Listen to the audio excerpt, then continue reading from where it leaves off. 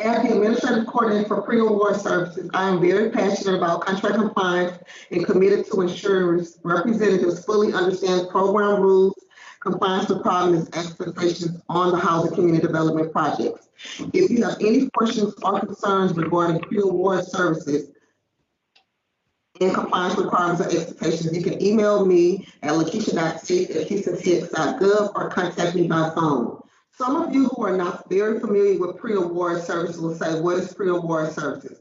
Pre-award services lays the foundation for compliance at the earliest phase of the project by effectively reviewing solicitation language, ensuring contract documents meet compliance requirements and expectations by reviewing and approving required compliance documents as it relates to the Minority Women Small Business Enterprise, Section 3, and pay or play. Pre-award service ensures that documents meet standard requirements to maximize performance and minimize risk on housing community development projects. What are the benefits of the pre-award service? So pre-award service ensures that the contracting party receives detailed guidance on applicable program requirements to prevent project delays and non-compliance.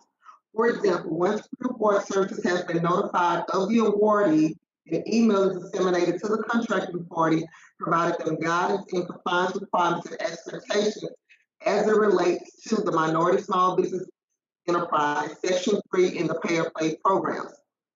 Also, pre-award schedules informational meetings with the owner developers and the contracting party to discuss pre-award program rules and compliance requirements. We also host virtual technical assistance training to ensure that representatives fully understand program rules. Also, pre-award service requires a cost allocation to be completed by the owner developer or the awardee. And after the cost allocation is completed and provided to pre-award services, I provide the contracting party a breakdown of uses of funds to ensure that project activity will be subject to MWSBE Section 3 and pay or play requirements. Pre-award services also provide contract employment and training opportunities to local businesses and residents to promote economic and employment opportunities to Section 3 businesses, the minority women small business firms, and Section 3 workers. Pre-award activities will ensure that project activities will be subject to the Minority Women Small Business Enterprise, Section 3, and pay or play regulatory requirements. This section of the pre-award presentation will provide you the pre-award documents that must be submitted on behalf of your selected general contractor before a project activity can proceed. In this section, I'm going to discuss the pre-award requirements as it relates to the Minority Women-Owned Small Business Enterprise, known as the MWSBE. Pre-award services will require the selected general contractor to submit a MWSBE participation plan along with signed letters of intent. The MWSB participation plan, which is document 470, must demonstrate meeting the advertised goal requirements. And if the selected general contractor fails to meet the MWSBE goal requirements, then your document 470, 471, and 472 must be completed and submitted to my attention. Remember, only firms certified through the City of Houston Office of Business Opportunity can be utilized towards your goal achievement. When achieving your goal, I'm looking to ensure that you understand that the MBE and the WBE goals are separate subcontracting goals that must be met individually. For construction projects, your advertised, we use the citywide advertised goal, which is 34%. The breakdown is 23% MBE and 11% WBE, with only 4% SBE can be used to either meet your MBE and or your WBE goal, but both cannot receive 4%. Any excess of an MBE or WBE cannot be used to meet a deficit MBE or WBE goal. For example, if you submit an MWSB participation plan and you have listed that your MWBE goal total is 27% and your WBE goal is 7%, that 4% assets cannot be added to your WBE goal to meet that goal. The use of one MWSBE certified firm to meet multiple goals on a contract is prohibited. Now, I see this a lot on the MWSB participation plans where contractors list MWSBE firms to meet multiple goals. The certified firm can only meet one goal, your MBE, your WBE, or your SBE. Now, I do understand that a lot of certified firms are certified in all three certification types.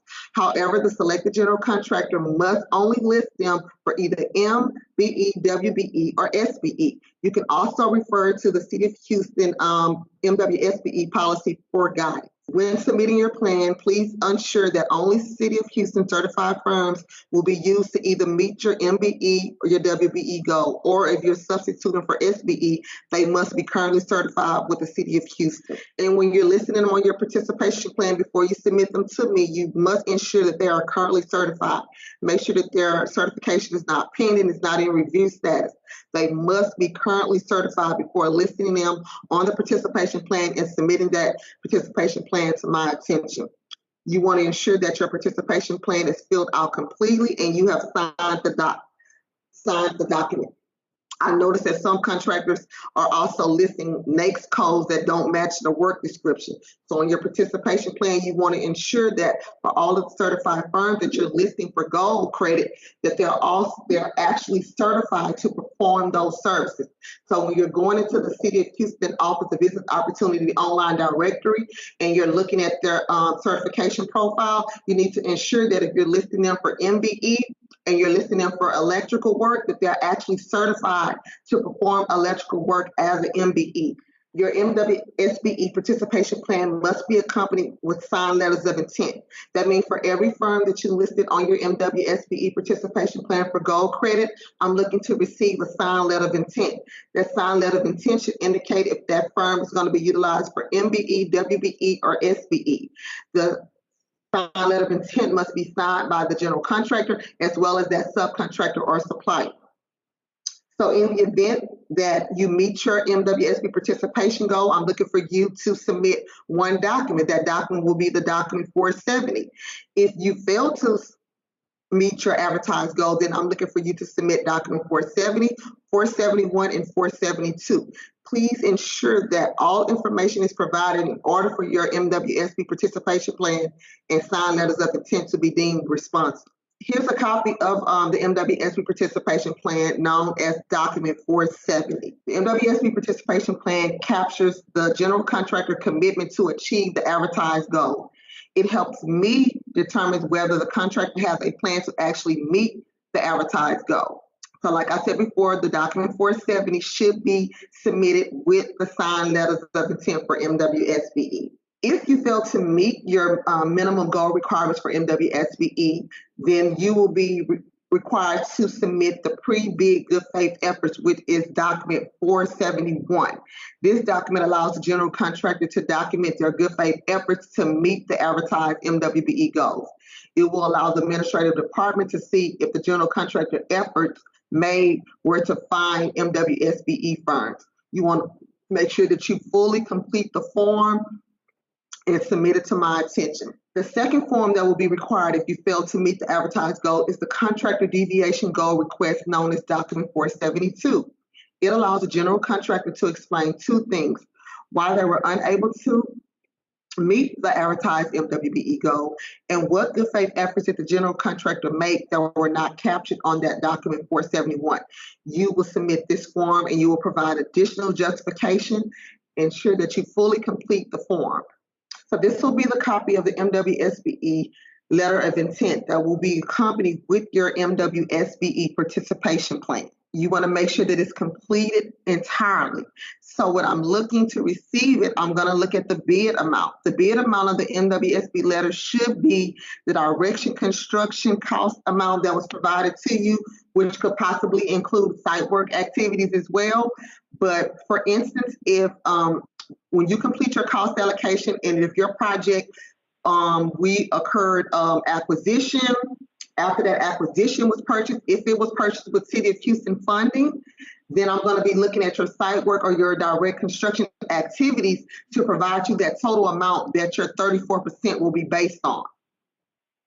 So your MWSBE is only based on the City of Houston funding. The MWSBE letter of intent must include the estimated amount that the GC will utilize that subcontractor or supplier, or the percentage must be listed. You must sign it by the general contractor and that certified subcontractor or supplier. It's very imperative that all the information is provided on this form for your MWSBE participation plan to be deemed responsive. So here's an example of an MWSB participation plan. They have the advertised goal requirement at the top for MBE at 23%, for WBE at 11%. They provided the NAICS codes, they provided the description of work, they listed the percentage, they listed if the subcontractor is a subcontractor or a supplier or they're providing services. They listed one certification type, which it will be MBE, WBE, or SBE, and they provided the certified firm's name, address, phone number, and email. At the bottom of it, they listed the bidder's participation total, which they have 19% MBE, 11% WBE, and 4% SBE. The general contractor also signed and dated the MWBE participation plan. So now we're going to go and we're going to calculate the MWSB participation plan. Remember that the minimum goal requirement that was advertised was 23% MBE and 11% WBE. Remember, they are two separate goals that must be met individually. So this general contractor proposed on their plan that they were going to use 4% substitution for SBE. For their MBE, they listed 19%, so they used the 4% substitution that will equals 23%. For their WBE, they have 11%. So I took the 11% with the 23%, and it equals 34%. Does this MWSB participation plan meet the minimum goal requirements? Yes. One other thing I want to point out is that when you're submitting your MWSB participation plan, I want to encourage you to meet the minimum goal requirements. However, we think it's exciting that you want to, exceed the minimum goal requirements, but it's very imperative that you meet the minimum goal requirements, because once you submit this MWSB participation plan, I will not allow you to revise it. So whatever goal that was approved on your MWSBE participation plan, you will have to adhere to those goal requirements initially approved on your participation plan. So I encourage you to meet the minimum goal requirements. So when accessing a participation plan, I want to make sure you submit the document 470 along with the signed letters of intent for every subcontractor and supplier you listed on your plan. You want to make sure you fill in each box completely and sign the document. All the required documents must be provided with your MWSBE plan and must demonstrate meeting the minimum goal requirements in order for me to deem it responsive. If your MWSB participation plan and your signed letters of intent meets the requirements, then an approval email will be sent to the contracting party recommending proceeding with scheduling of the pre-construction meeting and project activity. If the general contractor fails to demonstrate meeting the MWSBE minimum goal requirements or your participation plan is deemed non-responsive, then an email will be provided to the contracting party notifying them that the MWSB participation plan did not meet minimum goal requirements or is not approved because, et cetera, et cetera. If your plan does not meet the minimum goal requirements or is not approved, then, like I said, the 470, the 471, and the 472 will need to be submitted to my attention. It will be forwarded over to the Office of Business Opportunity to further evaluate your good faith efforts or to review your MWSB participation plan along with supporting documents. The Office of Business Opportunity is the administrative department over the MWSBE program. So for any participation plans regarding MWSBE that does not meet minimum goal requirements or is not approved, we must submit it over to the Office of Business Opportunity for further review. Their standard processing time is 7 to 10 business days, provided all information was submitted. Now, if they request additional information, each time information is requested and submitted, then the days may restart. At that time, PreAward services and HCD staff is excluded in the evaluation of a non-responsive MWSB participation plan submitted to OVO. Office of Business Opportunity will be in contact with that selected contractor, and they will provide PreAward and HCD with the final recommendations. PreAward services required documents must be reviewed and approved prior to recommending construction meeting and notice to proceed. So if you submit any other documents that was approved, but your MWSBE plan was not approved, we will not recommend moving with project activity or scheduling a pre-construction meeting until all pre-award documents have been approved. Another requirement will be your Section 3. If the project is applicable to Section 3, you are required to submit a Section 3 participation plan with signed letters of intent. Only firms certified through the Housing Community Development Department can be utilized towards your goal achievement. Also, an EBID announcement that will be for any new contracting opportunities. That announcement will be expected to be submitted before you submit your Section 3 participation plan and your MWSB participation plan. I'm looking to receive an EBID announcement. If you have any employment opportunity announcements for any new employment opportunities, I'm looking to receive that EOA announcement prior to you submitting your Section 3 or your MWSBE participation plan. For Section 3, the numerical goal requirements that will be for any contractor with a contract in excess of $100,000 are required to meet the numerical goal requirements. So your numerical goal requirements will be the 3% soft cost, your 10% hard cost, and the 30% new hire goal. So here's a copy of your Section 3 participation plan. You're going to complete the contractor's information section at the top. You will review the Section 3 requirements regarding the Section 3 hiring and subcontracting before completing the Section 3 participation plan. If there is no need for new employment, you will check the box that's applicable. I do not anticipate hiring any new permanent, temporary, or seasonal employees on this contract at this time. If you have the need to hire any new employees, then you will complete the Section 3 hiring plan where you will list employees, the number of employees, the job description, etc. All of that will be completed. So here will be a copy of the Section 3 participation plan. Like I said before, only contractors certified through the City of Houston Housing Community Development Department may be utilized to meet your goal requirements, which you're going to have that 10% hard cost and that 3% soft cost. Remember, those are two separate goals that must be met individually. That's why it's very important that the owner, developer, or the awardee submit that cost allocation, because once I receive that cost allocation, I'm going to provide you a breakdown of funds that you will be evaluated based on your MWSBE goal requirements and your Section 3 goal requirements. So your 10% hard cost numerical goal is going to be based on your total direct construction amount. That's including all funding sources, not just the City of Houston, but all funding sources will be going towards your 10% hard cost, as well as your 3% soft cost. So your 3% soft cost will be non-related construction activities for the project.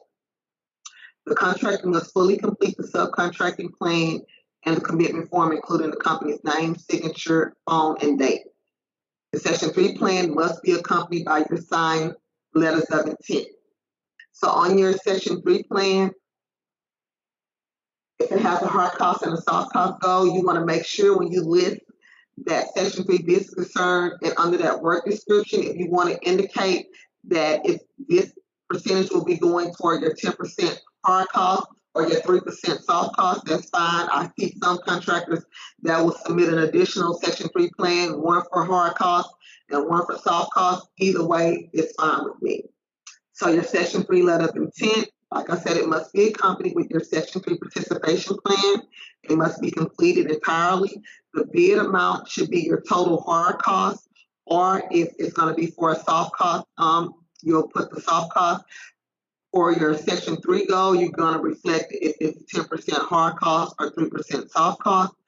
Your general contractor and your Section 3 business concern must sign and date the letter of intent. If the Section 3 letters of intent are incomplete, it will be deemed non-responsive. So make sure that for all of the firms that you list on your participation plan, that they're currently certified with the City of Houston Housing Community Development Department, and that you're also having them complete a Section 3 letter of intent. When assessing your Section 3 participation plan, I want to make sure that it's accompanied with your signed letters of intent and it's completely filled out and it's signed. You want to make sure that all of your required documents are provided with your Section 3 participation plan, and that your Section 3 participation plan demonstrates meeting the minimum goal requirements. Like I stressed with MWSBE, if your minimum goal requirements for Section 3 is the 10% hard cost and the 3%, that's the minimum that we're looking for you to achieve. If you want to exceed those minimum goal requirements, and your Section 3 participation plan is approved, you would have to adhere to those goal requirements that was approved on your plan. If your Section 3 plan and your letters of intent are deemed responsive, the contracting party will receive an approval email to recommend proceeding with scheduling of a pre-construction meeting. If the prime contractor fails to demonstrate meeting the minimum goal requirements, then good faith efforts will be expected on your Section 3 goal requirements. A notification them why the Section 3 participation plan was deemed non-responsive. With the Section 3 participation plan, if you did not meet the good faith, if you did not meet the minimum goal requirements and you demonstrate meeting good faith efforts, then we will look to cure your Section 3 plan with pre-award services 7 to 10 business days. And we will also schedule a meeting with the general contractor to find out what challenges they had with the Section 3 plan and why they were unable to meet the minimum goal requirements and assist them with documenting their good faith efforts. If the Section 3 participation plan has been cured, then an approval will be sought to recommend to proceed with project activity.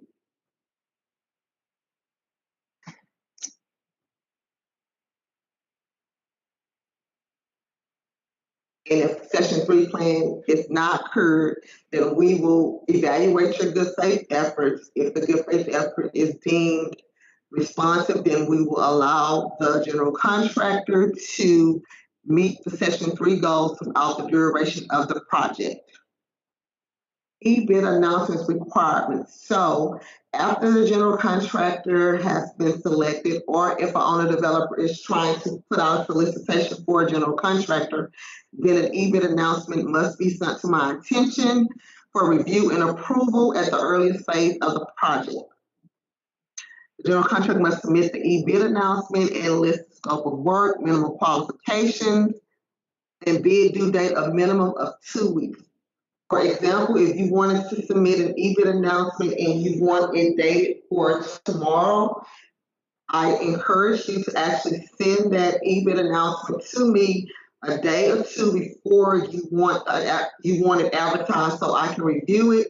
If I need to make any suggestions or any changes, then I can get it back to you, and it can be disseminated out on the date that's listed on the e-bid announcement. Once it's been reviewed and approved, PreAward Services will disseminate it to the Section 3 businesses in Housing Community Development Section 3 directory and the MWSBE Eastern Certified directory as well. Here's a copy of the Section 3 e-bid announcement. You want to make sure that you have the correct date on there. The deadline date should be a minimum of 2 weeks. Please ensure that you're providing detailed scope of work, that you actually have a contact name, phone number, and email. And it's also, I encourage a lot of the contractors to, when you do submit an e-bid announcement, if you have any additional information that you want to attach to your e-bid announcement regarding the project, if you have a link for plans and specifications, it's good to include that on your Section 3 e-bid announcements to prevent a lot of questions and concerns and delays with contractors wanting to bid on the project. So after your e-bid announcement, a Section 3 bid tabulation is going to be expected for Section 3 firms. So at the end of your solicitation, I'll be looking to receive the Section 3 bid tabulation 7 days after the bid. After all the bids have closed, it must indicate the contracts that were awarded for Section 3 business concerns, if any, or indicate that a bid was not received from a Section 3 business concern, or if the successful candidate was not a Section 3 business concern, then I will be expecting a letter of explanation to be submitted to me detailing the reasons for not selecting the qualified Section 3 business concern. The employment opportunity announcement is for any new employment opportunity. So an employment opportunity announcement will be required and should be submitted, and it will be directed to our Section 3 workers.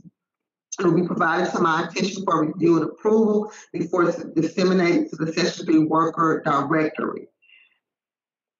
After the e-bid announcement is directed. It should have a bid due date of 2 weeks. It should indicate the description of work, all that information.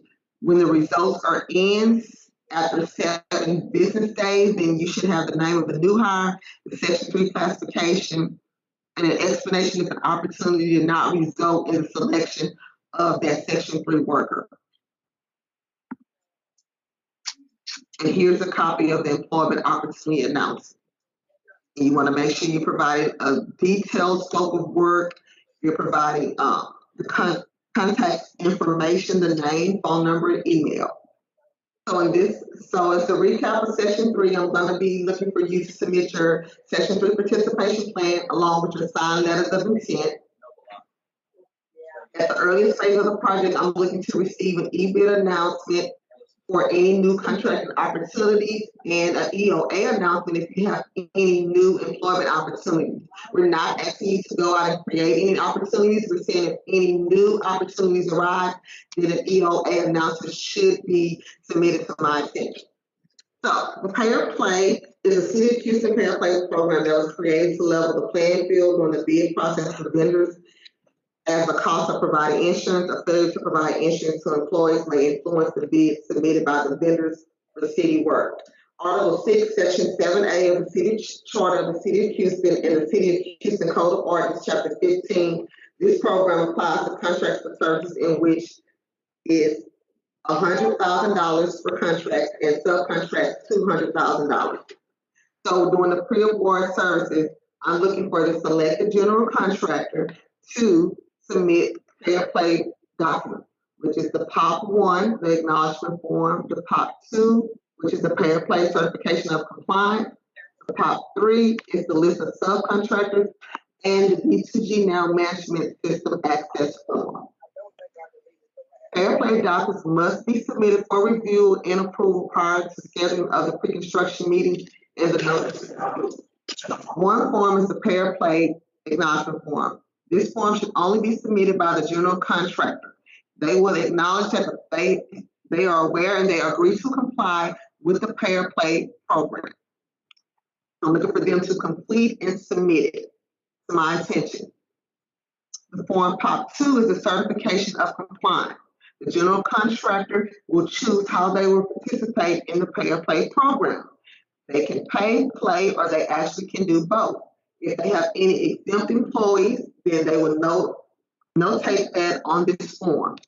I'm looking for them to complete it and submit it to my attention. The POP 3 form, which is very important, is going to list all of your subcontractors.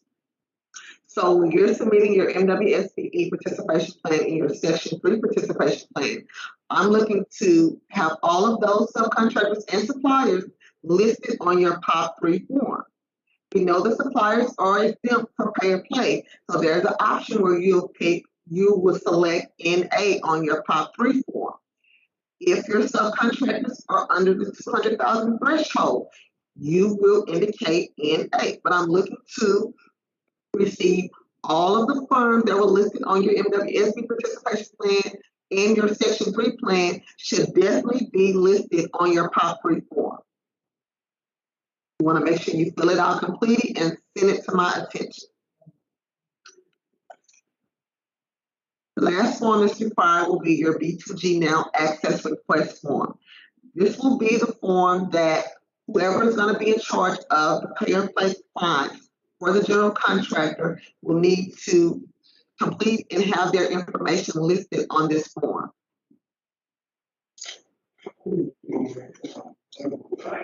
So required solicitation documents.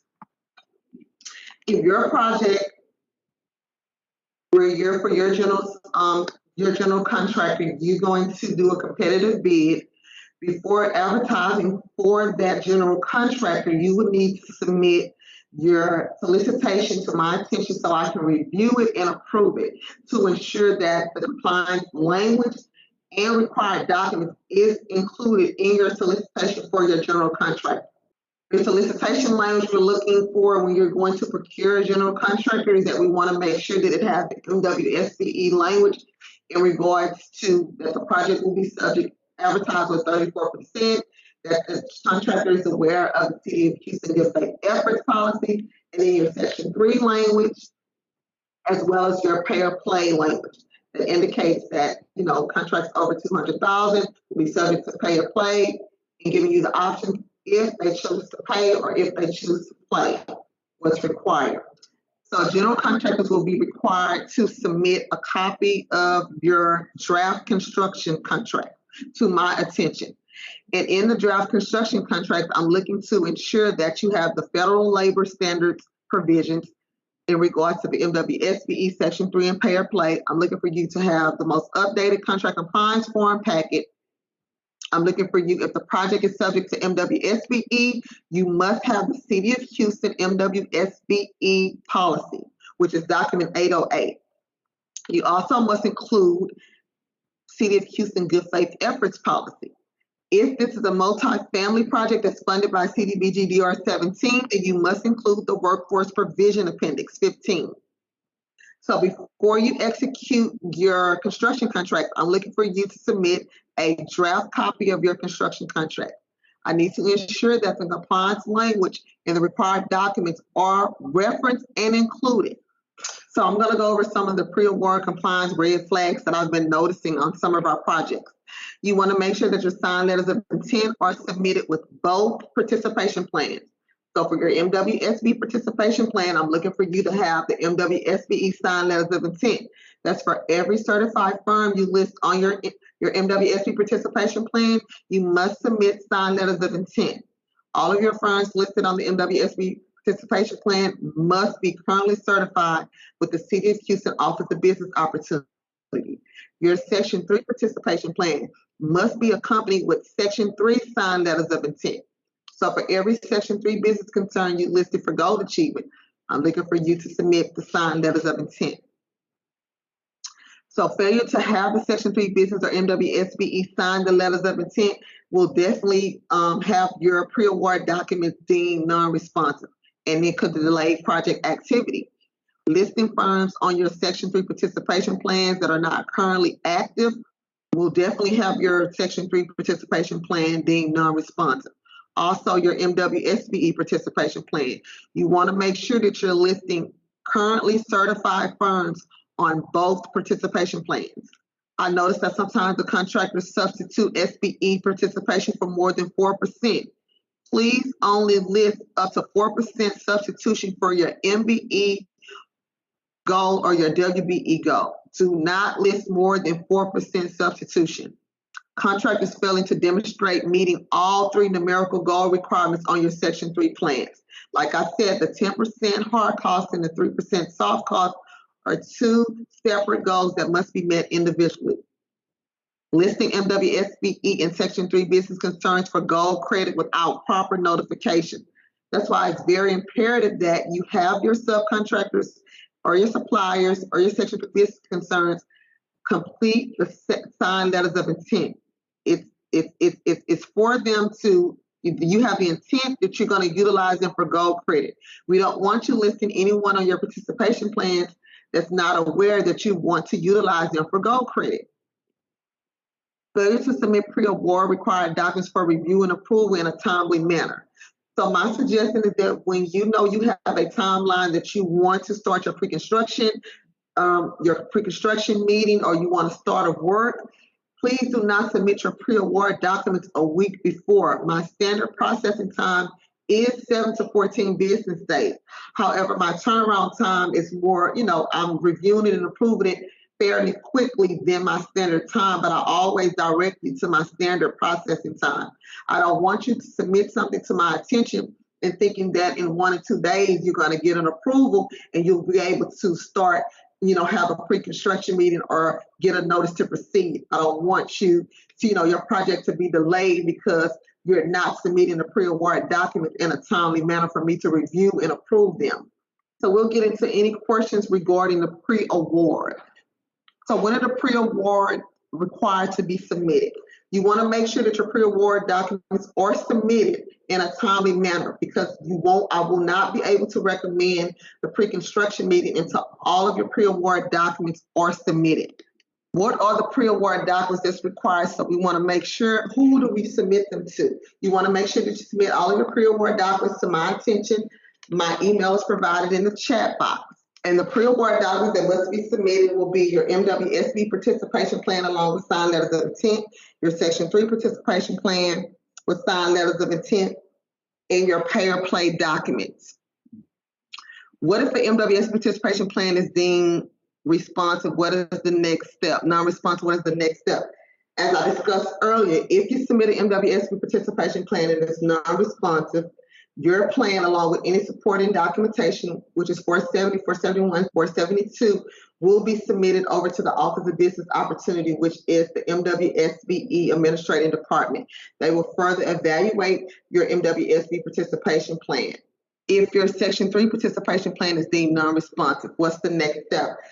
Like I said, the Section 3 program is administered by the City of Houston Housing Community Development. So if your Section 3 plan is deemed non-responsive, you will receive an email documenting the reason why your Section 3 participation plan was deemed non-responsive, and we'll schedule a meeting in order to cure your Section 3 participation plan. So at this time, since we have some time left over, I want to open it up for any comments or questions regarding pre-award services. Okay, sounds good. Hopefully everyone got all the information that they need. So this concludes the pre-award service presentation. Thank you for attending our pre-award service virtual technical assistance training, so we can provide you even better experience on how we perform in our presentation. So for the participants who pre-registered, receive a survey at the end of this presentation. The feedback, comments, suggestions, or tools we will use to improve our future efforts to you. We kindly ask that you complete and submit the survey before the next session begins, and indicate on the survey which section you attended. For the participants who did not pre-register, you can access the survey link in the chat box. And on the survey, please include your email address to receive a copy of the presentation and indicate which session you attended. We would like for you to please complete the survey and submit it back after each presentation. I look forward to continuing to provide you valuable information and resources to ensure compliance meet program requirements and expectations on housing community development projects, and that our project is a success at the earliest stage. Thank you for your time. Tiffany Y will be presenting our Section 3 virtual technical assistance training, which will begin at 9:30.